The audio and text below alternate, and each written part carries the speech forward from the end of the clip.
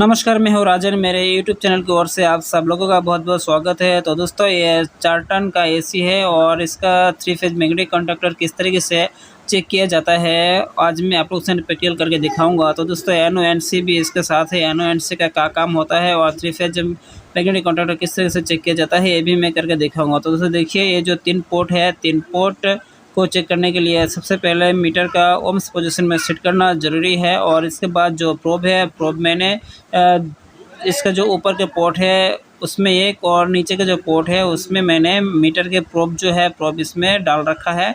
तो अभी इसे जो इसका कॉन्टैक्ट पॉइंट है, जो देखिए जो सफ़ेद हिस्सा है इसके बीच में एक हिस्सा होता है जो कॉन्टैक्टर पॉइंट होती है, ये पुश होता है। तो दोस्तों इसे पुश करना है। पुश करने के बाद देखिए इसमें जो ओम्स मुझे दिखना शुरू हो गया। एक-एक करके ये जो 3 पॉइंट है, 3 पॉइंट भी चेक करना है। तो उससे देखिए ये दूसरा फेज़ है, दूसरा फेज भी चेक करना है। तो इसे सेम तरीका है चेक करने के लिए, इसमें पुश करना है। तो देखिए इसमें भी ओम्स शो करना स्टार्ट कर दिया और इसके बाद जो 3 नंबर पोर्ट है, 3 नंबर पोर्ट में भी इसी तरीके से चेक करना है ताकि सेम पॉइंट आपको देखने को मिले या फिर इसका जो कंटिन्यूटी है, कंटिन्यूटी आपको देखने को मिला। तो दोस्तों, ये जो 3 पॉइंट है, जब ये पुश होगा, मैग्नेटिक कंडक्टर नीचे की तरफ खींचेगा, कॉइल पे लाइन जाएगा, तो ये लाइन 3 फेज जो रिले की तरह है, जो स्विचिंग है वो स्विचिंग करेगा, ऊपर से लाइन नीचे की तरफ आएगा ताकि इसे इस्तेमाल किया जाता है जो कंप्रेसर की जो मोटर है, मोटर के स्टार्ट ऑन ऑफ करने के लिए मैग्नेटिक कंडक्टर यूज़ किया जाता है। तो देखिए उसके बाद जो एनओएनसी है, एनओएनसी जब ये मैग्नेटिक कंडक्टर ऑफ रहेगा तो ये एनओएनसी में लाइन रहेगा ताकि जो कंप्रेसर के क्रैंककेस हीटर है, हीटर ऑन रहेगा। क्योंकि ये जो ठंड का मौसम होता है, जो कंप्रेसर में गैस होती है, जो बड़ा साइज का कंप्रेसर होती है उसमें ज़्यादा गैस होने के कारण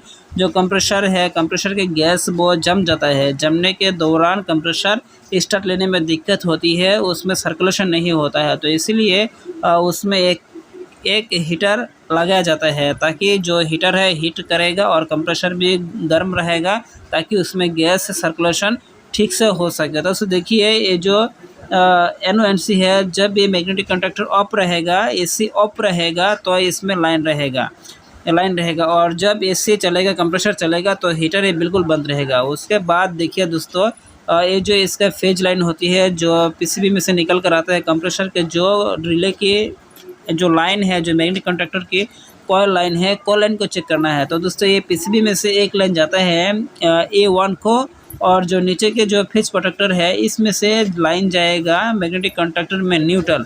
तो दोस्तों जो इसका कॉइल होती है, कॉइल के जो एनओएनसी के नीचे जो A1 और A2 होती है, इसमें एक फेज न्यूट्रल जाएगा। तो देखिए ये पीसीबी में से एक मैग्नेटिक कंडक्टर में A1 में फेज लाइन जाएगा और जो इसका फेज प्रोटेक्टर है इस जगह से एक न्यूट्रल जो मैग्नेटिक कंडक्टर है इस पर जाएगा। आप चाहे तो न्यूट्रल आप कहीं से भी ले सकते हैं और इसका जो फेज लाइन होती है, फेज लाइन वो सर्किट से ही लेना चाहिए। तो दोस्तों देखिए मैंने इसका कॉइल चेक करने के लिए A1 और A2 पे इसको लगा दिया, प्रूफ को लगा दिया। लगा देने के बाद देखिए इसका जो कॉइल की ओम्स है, ओम्स आपको मीटर के सामने दिखना शुरू हो गया। तो दोस्तों देखिए आपको इसमें जो ओम्स है, ओम्स आपके कम या ज़्यादा होने से कोई फ़र्क नहीं पड़ेगा, पर आपको इसमें ओम्स दिखना चाहिए। अगर नहीं दिखता है तो कॉइल ख़राब है। तो दोस्तों इस तरीके से आप चेक कर सकते हैं। तो आज के लिए इतना ही। नमस्कार, धन्यवाद।